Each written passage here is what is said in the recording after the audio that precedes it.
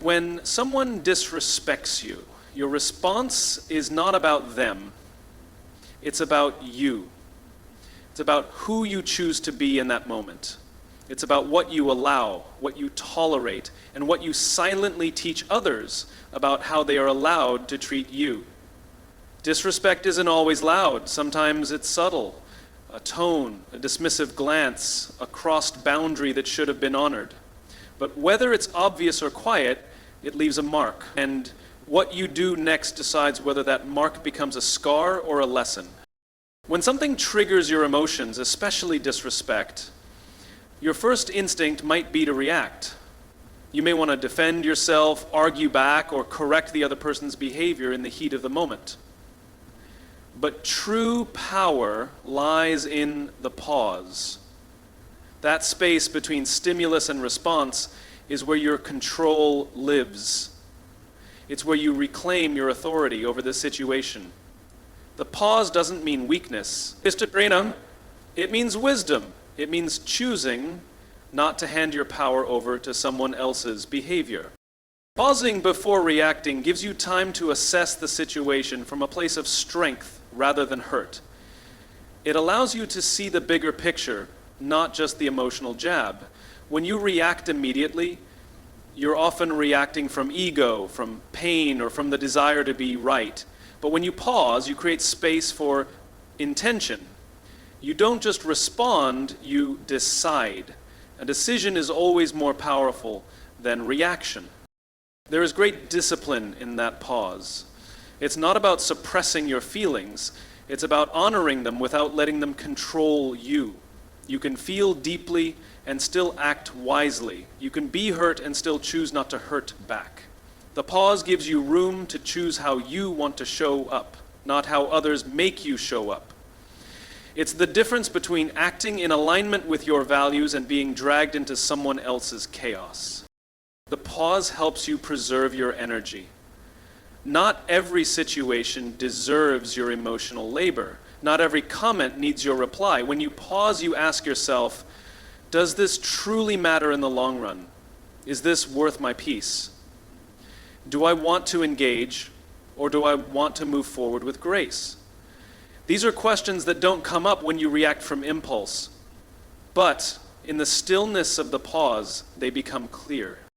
You also teach people how to treat you in the way you respond. If you explode every time you're challenged, you give away your calm. If you respond with silence or with grace, people learn quickly that your peace is not easily disturbed, that you're not available for emotional games, that you choose strength over spectacle. The pause becomes a powerful signal. It tells the world you are centered, not swayed. Even in high-pressure moments, pausing helps you re-anchor. A deep breath, a few seconds of stillness, a moment to check in with yourself. These small practices build resilience. They keep you grounded when the ground is shaking. They allow you to choose action over reaction, clarity over confusion. With time, the pause becomes instinct. It becomes the armor you wear not to shut others out, but to protect your inner stability. There will be times when pausing feels unnatural, when your emotions demand an outlet, when your pride urges you to respond. But those are the moments when the pause matters most. It's in those moments that character is built, not by what you feel, but by how you respond to what you feel. The pause doesn't change what happened, but it changes what happens next. And sometimes that change is everything. By choosing to pause, you show yourself that you are in control, that someone else's behavior does not get to dictate your energy, that your inner peace matters more than being right, that you are led by purpose, not provocation. And in that space, you don't just hold back your reaction, you hold up your power quietly, steadily, completely. Setting clear boundaries is an essential act of self-respect. It's a way of showing the world what you will and will not accept, not out of anger or pride, but out of clarity and self-worth. Boundaries are not walls to keep people out. They are guidelines that protect your peace time, energy, and values. They create structure in your relationships, allowing healthy connection without self-sacrifice. Without boundaries, you become vulnerable to being overrun, misunderstood, or mistreated, often not because others intend to harm, but because they were never shown where your lines are drawn. When you set boundaries, you begin to live more intentionally. You stop letting people cross into your space unchecked. You stop explaining, overgiving, and reshaping yourself to avoid conflict or seek approval. You take back control over what you give your energy to, who you allow close, and how much of yourself you share. It's not about being cold or distant. It's about being in alignment with your own standards. Setting boundaries doesn't always feel comfortable at first, especially if you're used to people-pleasing or have spent years trying to keep the peace at your own expense. But discomfort is not the same as wrong. The initial tension of saying no or asserting your needs is far less damaging than the long-term effects of being walked over. You can be kind and still say no. You can be compassionate and still refuse to carry someone else's emotional weight. Boundaries are where self-care meets self-respect. Clarity is one of the most powerful parts of boundary setting. People can't respect a boundary they don't know exists. You don't have to be harsh, but you do have to be direct. Vague discomfort breeds resentment. Clear communication prevents it. When you express your boundaries calmly and firmly, you eliminate confusion. You give others the chance to rise to your standards, or to reveal themselves as someone unwilling to do so. Either way, you gain insight. Boundaries are also a filter. They naturally sift out those who are not meant to be close to you. The ones who respect your limits will stay and strengthen the relationship. The ones who resist or push back are revealing their lack of respect for your well-being. This process is painful at times, but necessary. It helps you build a life and circle rooted in mutual respect, not silent toleration. Holding a boundary requires consistency. It's not enough to state it once. You must live it. Enforce it through action. Show through your behavior that your standards are not negotiable. If someone crosses a boundary, address it. If they repeatedly dismiss it, distance yourself. The boundary loses power the moment you allow it to be crossed without consequence. Protect it as you would protect anything valuable, because that's exactly what it is. Your peace, your worth, your emotional safety. You don't need to explain your boundaries to everyone. You don't need permission to have them. They exist because you choose to honor yourself. You're not selfish for wanting space, rest, respect, or emotional safety. You're not difficult for wanting to be treated with basic decency. The people who matter won't be threatened by your boundaries. They'll appreciate them because they likely have boundaries of their own. In the end, boundaries empower you. They make it easier to say yes to the right things because you've already said no to what drains you. They build confidence, clarity, and stronger connections. They reduce stress, increase peace, and reinforce your identity. Setting clear boundaries is not about keeping people out. It's about keeping yourself whole. And when you operate from wholeness, you stop managing the behavior of others and start mastering your life. Your response to the way others treat you, to the challenges you face, and to the chaos life throws your way, reveals more about your self-worth than anything you say. It's not about what happens to you, but how you choose to handle it. The way you react to disrespect, disappointment, or pressure speaks volumes about the standards you hold for yourself. When you know your value, you don't waste energy on proving it, you embody it. You don't shrink for approval or explode for attention. You respond from a place of calm strength because you understand who you are is not up for negotiation. When your self-worth is solid, you become selective with your energy. You stop reacting emotionally to everything and everyone. You pause, observe, and then choose your next move with intention. You don't feel the need to justify your choices to those who question them. You don't engage in battles that are beneath your peace. It's not arrogance, it's alignment. It's knowing that how you show up in any moment is a reflection of how deeply you respect yourself. Reacting from emotion alone often pulls you out of alignment. It hands control to the situation or person that triggered you. But when you center yourself before responding, you regain that control. You're not being cold or detached, you're being grounded. This doesn't mean you won't feel deeply or care passionately. It means your feelings don't get to drive the entire vehicle. You acknowledge them, but you lead with clarity. And clarity comes from confidence in your worth. Some people will test your boundaries. Some will try to provoke you, manipulate you, or dismiss you. If you internalize their behavior, you may begin to question your value. But if you respond with self-respect and distance, you remind yourself that how others treat you does not define you. How you respond to it does. Choosing not to react emotionally to disrespect doesn't make you weak. It makes you wise. It's a signal to the world and to yourself that you refuse to lower your standards just to meet someone else's level. Your response in moments of challenge also reveals how much you trust yourself. When you over-explain, over-apologize, or overextend, it's often coming from a place of insecurity. It's a sign that you're seeking validation instead of standing in your truth. But when you trust your judgment, your values, and your boundaries, you become unshakable. You don't chase understanding from those unwilling to see you. You don't force connections that dishonor you. You simply move forward with quiet certainty, knowing that your self-worth isn't tied to external reactions. Growth lives in those moments of pause before you respond. That's where you train yourself to act from your higher self, not from your wounds.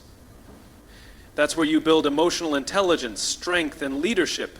Not every reaction needs to be loud to be powerful. Sometimes the most powerful response is silence. Sometimes it's a boundary. Sometimes it's walking away without a word. But all of these are decisions rooted in worth, not weakness. Ultimately, the way you respond becomes a pattern. And over time, that pattern becomes your reputation. Not just to others, but to yourself. Every time you choose grace over chaos, standards over impulse, and self-respect over ego, you reinforce your identity. You teach yourself that you're not at the mercy of external forces. You're the one choosing how your story is written. And that choice, made again and again, is the deepest reflection of your self-worth. Respect is something that flows naturally when a person embodies strength, clarity, and consistency. It cannot be demanded, begged for, or forced into existence. When someone feels the need to chase respect, they've already placed themselves in a position of compromise. True respect is a byproduct of how you live, not how loudly you ask for it. It's reflected in your boundaries, your standards, your silence, and your decisions, not in your explanations, complaints, or attempts to be liked. Begging for respect stems from a place of insecurity. It means placing your worth in someone else's hands, hoping they see you in the way you want to be seen. But the hard truth is not everyone will. Some people will overlook you no matter how much value you bring. Others will test you just to see how much of yourself you'll compromise. When you make respect conditional on their approval, you allow them to define yourself, and that's where your power begins to slip. Earning respect starts with respecting yourself first. You teach others how to treat you by how you treat yourself. If you constantly downplay your achievements, overextend yourself to please others, or tolerate disrespect without consequence, you send the message that your standards are flexible.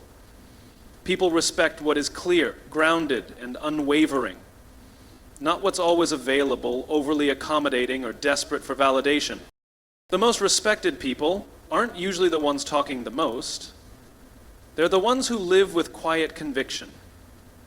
They don't need to announce their boundaries, they live by them. They don't need to explain why they said no, they just say it. They don't try to prove their value, they show it through results, consistency, and self-control. Their presence commands attention because it comes from self-trust, not performance. People pay attention to what you tolerate. If you continuously accept less than you deserve, they'll stop offering more. That's not a reflection of your worth, but of what you're signaling you'll accept. The moment you start holding firm on what's important to you, your time, your energy, your peace, is the moment people begin to notice. Not all of them will like it, and the wrong ones will fall away, making space for those who can meet you where you stand. Begging for respect often sounds like over-explaining, defending, justifying, or asking for understanding from those who have no intention of giving it. It's wasted energy. The more you try to convince someone to see your value, the more you erode it in your own eyes. Respect yourself enough to stop talking where you're not being heard. Redirect that energy into growth, into silence, into building the kind of life that makes your worth impossible to ignore. Every action you take either reinforces your respect or undermines it.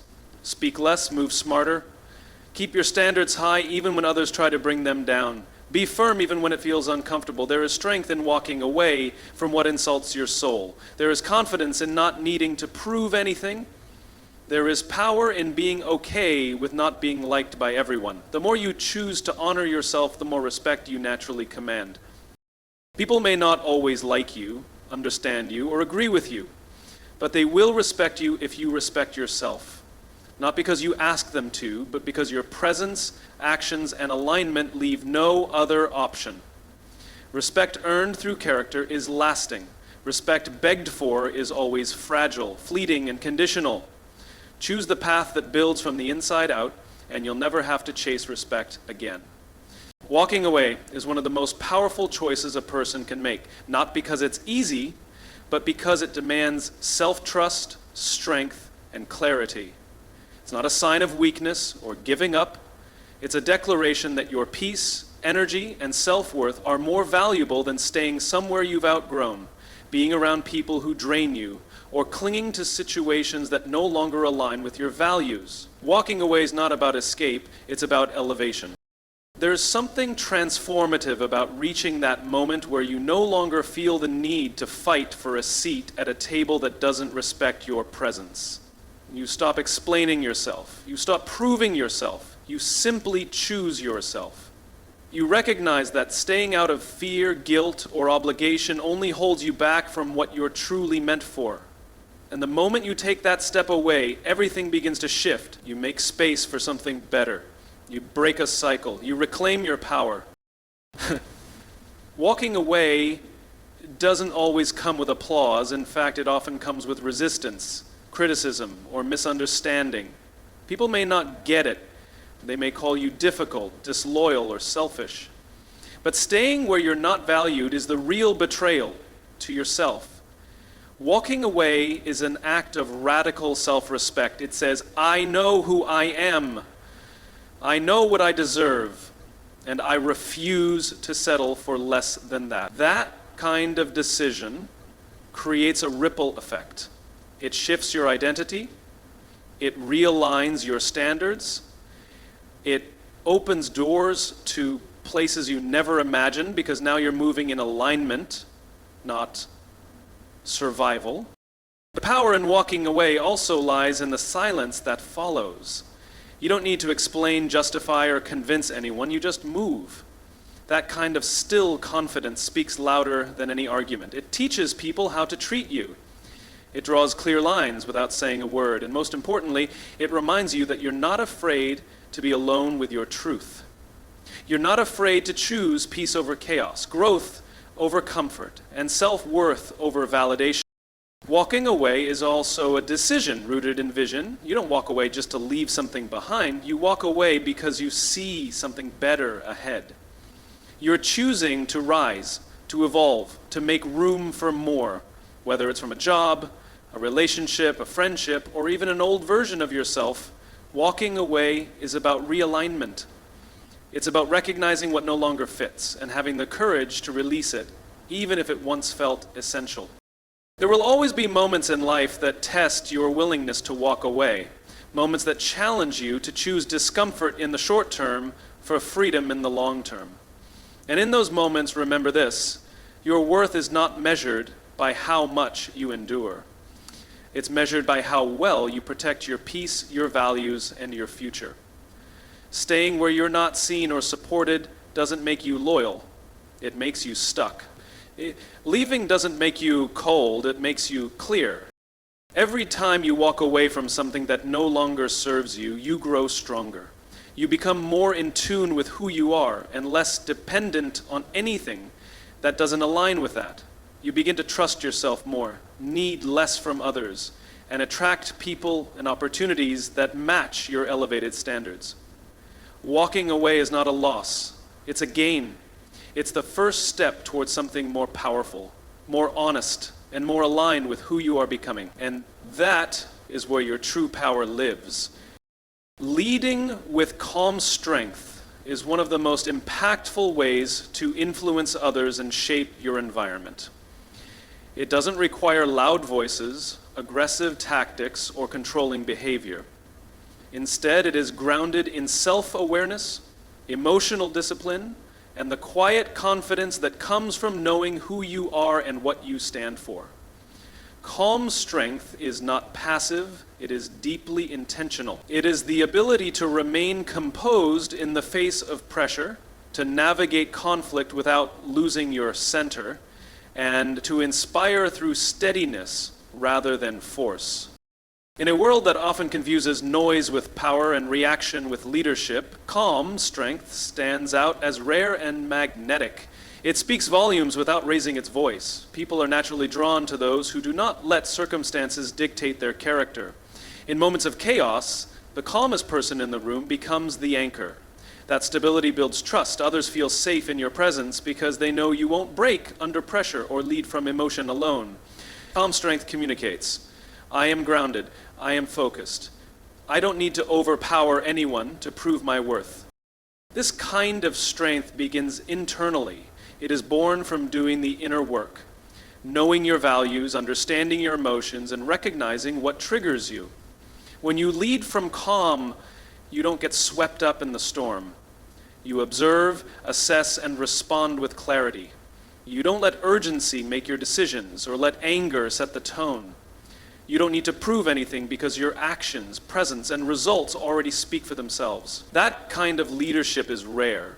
And because it's rare, it commands respect. Calm strength isn't about being emotionless. It's about emotional intelligence. It's about acknowledging how you feel, but not letting those feelings dictate your words or choices. It's about learning to pause when everything pushes you to react. That pause is power. It's the space where you reflect, gain perspective, and choose your next step with intention. Anyone can yell. Anyone can react. But the leader who can stay centered, even when everything is off balance, that's the leader who builds real influence. This strength is also contagious. When you lead with calm, you give others permission to do the same. You model emotional maturity in a world addicted to reactivity. You create an atmosphere where logic, empathy, and thoughtfulness thrive. You show that leadership doesn't require ego, but presence. And presence, true, grounded presence, is built through daily habits of discipline, reflection, and alignment with your core values. Even when people push your boundaries, when situations become tense, when the pressure is high, calm strength doesn't flinch. It holds firm. It sets the tone without demanding control. It earns respect by maintaining integrity. It knows that long-term leadership is not about how loudly you speak today, but how consistently you show up over time. Every time you choose calm over chaos, response over reaction, clarity over conflict, you deepen your influence. And perhaps the most powerful aspect of calm strength is that it's sustainable.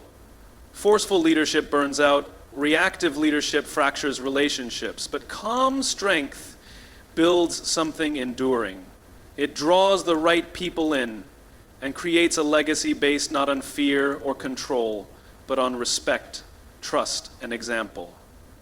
The world may try to provoke you, to test you, to shake your foundation. But when you lead from calm, you are unshakable, not because you're invincible, but because you've learned how to lead yourself first. And that is the true mark of power. Leading with calm strength is not about suppressing emotion or avoiding challenge. It's about embodying control, clarity, and quiet resilience in a world that often thrives on noise. When you master your inner world, you naturally lead with presence, not pressure. You become the steady voice in chaos, the grounded force in uncertainty, and the example others look to for direction. Calm strength doesn't seek attention, it earns respect. And in the long run, that kind of leadership not only influences others, but transforms everything it touches.